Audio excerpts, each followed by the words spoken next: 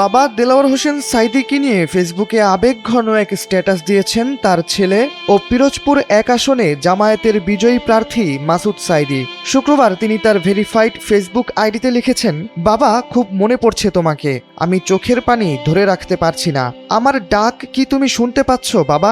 পিরোজপুর ১ আসনে জয়ী হওয়ার পর দেলাওয়ার হোসেন সাঈদীর ছেলের এমন আবেগঘন স্ট্যাটাস যেন পুরো জয়ের কৃতিত্ব সঁপে দেয় বাবার কবরে। ত্রয়োদশ জাতীয় সংসদ নির্বাচনে বেসরকারি ফলাফলের ভিত্তিতে পিরোজপুর ১ আসনে ২৭,৮২৮ ভোট পেয়ে জয়ী হয়েছেন মাসুদ সাঈদী। তার নিকটতম প্রতিদ্বন্দ্বী বিএনপির প্রার্থী আলমগীর হোসেনকে হারিয়েছেন তিনি। আর তার এই জয়ের মধ্য দিয়ে পিরোজপুর ১ আসনে হারানো গৌরব ফিরে পেল বাংলাদেশ জামায়াতে ইসলাম। কারণ একই আসনে দীর্ঘদিন রাজনীতি করেছিলেন Maulana Delwar Hossain Sayeedi. JBS holdings limited ১৯৯৬ আর ২০০১ সালের নির্বাচনে পিরোজপুর ১ আসনে জয়ী হয়েছিলেন মাওলানা দেলাওয়ার হোসেন সাঈদী। ৯৬ এর নির্বাচনে ২৬০ ভোটের ব্যবধানে জিতেছিলেন কুরআনের পাখিখ্যাত এই আলেম।